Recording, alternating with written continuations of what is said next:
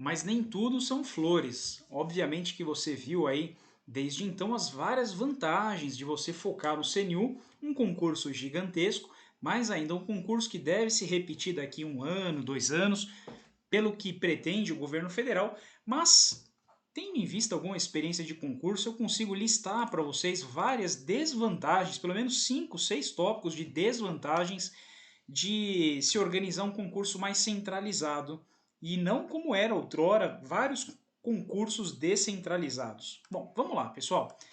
Primeiramente, vocês viram aí com o professor Rezende, né, as vantagens em relação ao concurso nacional unificado. Eu quero ver com vocês aqui as desvantagens de se realizar um concurso único, em vez de vários pequenos concursos para cada órgão. Pessoal, deixa eu só reforçar aí o que o professor Rezende trouxe, né? Cada um com a sua visão, né? Mas acho que essencialmente as vantagens são, primeiro, democratização do concurso, você permitir que pessoas que não teriam condições de se deslocar até as centrais de prova consigam, né, realizar esse certame. Isso é de uma extrema vantagem. Mas a gente tem outras, né, como por exemplo uma oportunidade de selecionar os melhores concursados de outras regiões, né, facilitando o acesso, padronização no sistema de escolha, principalmente criar uma vocação naquele público de concurso, que se tiver a cada ano, a cada 2 anos, o cara vai se dedicar para integrar a administração federal e vai conhecer tudo que ele precisa sobre como trabalhar bem no órgão federal, várias vantagens eu consigo ver. A remuneração, estar na estrutura federal, ter calendário. Para mim, acho que a maior novidade é isso daqui, ó. E grande vantagem, inclusive. Vou voltar, que a gente analisou lá nas primeiras aulas, é esse calendário, pessoal. Isso aqui para mim é absurdo de maravilhoso, né? Tem um calendário com datas, 20 de dezembro, prova até março, posse em agosto. Imagina, na metade do ano que vem você já estaria empossado no cargo público. Então é um processo um pouco mais simplificado em relação a concursos que às vezes têm uma burocracia de anos. Eu prestei um concurso de delegado de São Paulo que foram mais de 2 anos, né? Só para terminar, homologar o concurso, depois mais um tempo para chamar e tomar posse. Acabei não assumindo porque depois de quase 3 anos que eu comecei a estudar para esse concurso, minha vida era outra. Eu já estava em outro cargo, já estava dando aula, já não me interessava mais por outros aspectos. Então veja, um concurso que acaba demorando muito, você gera uma evasão muito grande. Polícia Civil de São Paulo para servidores, por exemplo. Esse concurso que aconteceu, 30 a 40% não vão assumir, porque ou assumirem em outros estados ou já acabaram que nem mais financeiramente compensa para eles. Então o concurso ele é sério, ele tem calendário, ele tem um bom número de vagas, ele tem vários órgãos, tem uma prova comum para todos os cargos, então permite que você tenha uma gama de possibilidades para escolher entre os 8 blocos temáticos. São várias vantagens que a gente vislumbra nesse concurso. Mas será que só tem vantagem?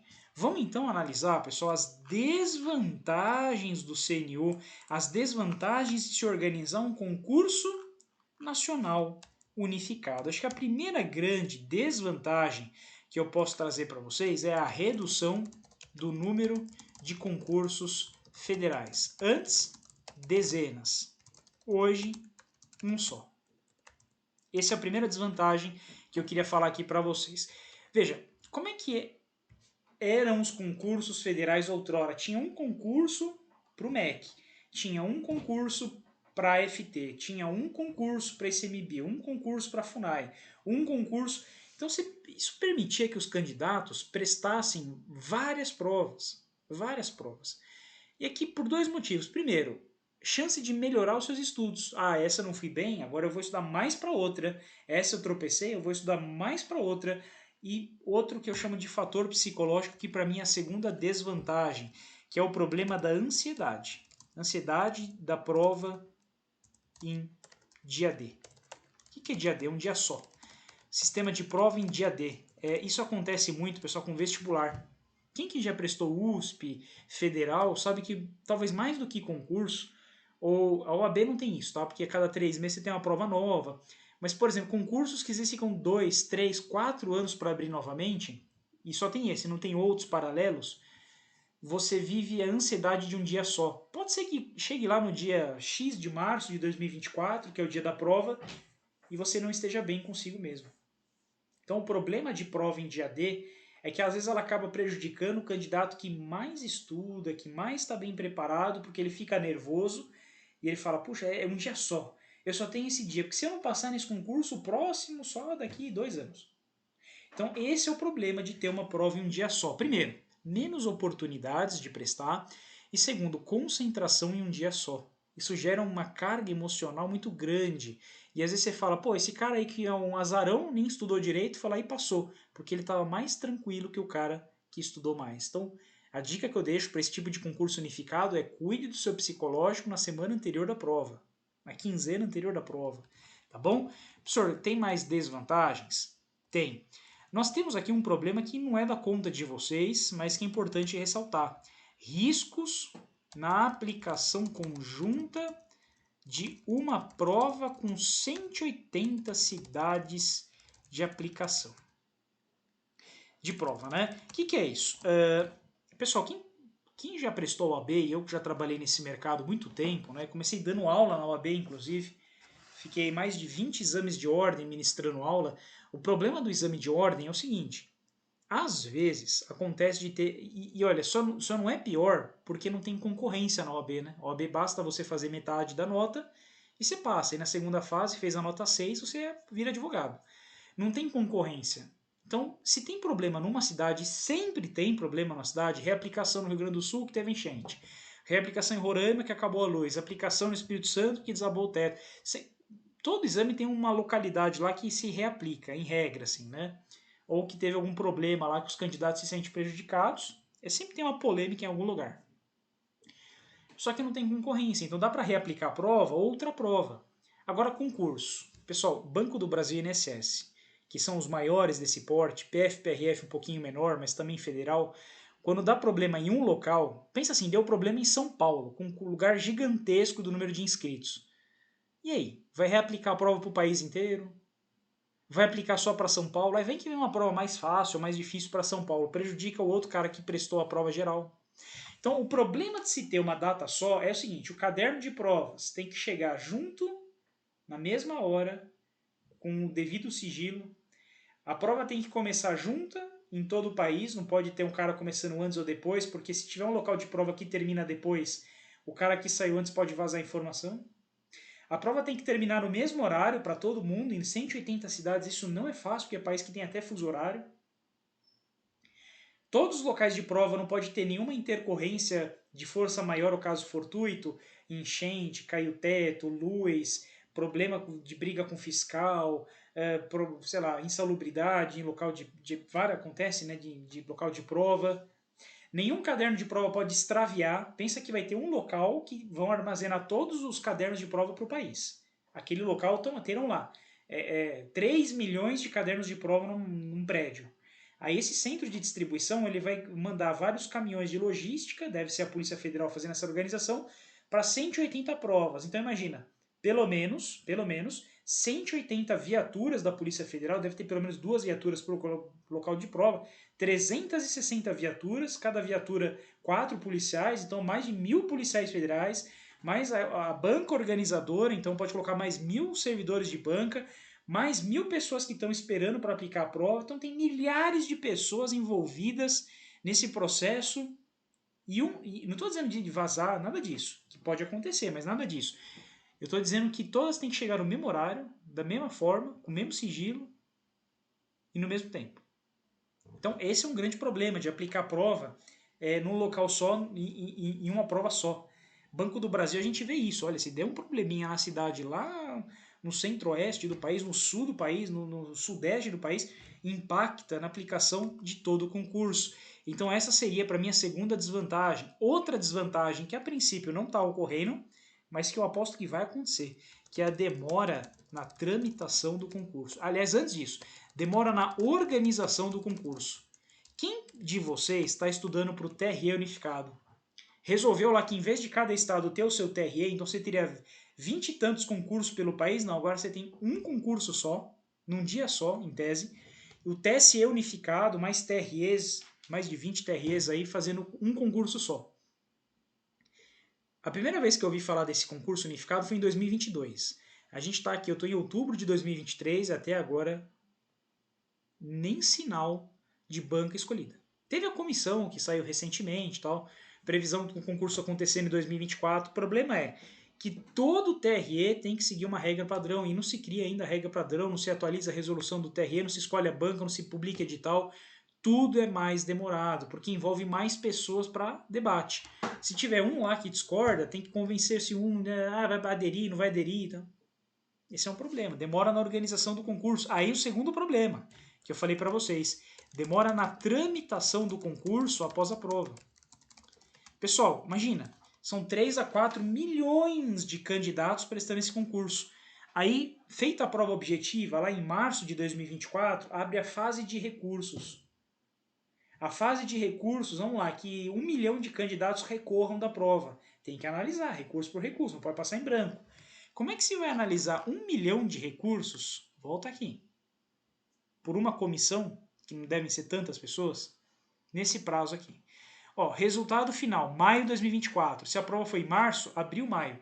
Vai analisar 1 milhão de recursos em 60 dias? Que geralmente 30% recorre da prova, tá? 1 milhão dividido por 60 dias, vai analisar 16 mil recursos por dia. Você acha que dá? O calendário é otimista. Tomara que aconteça.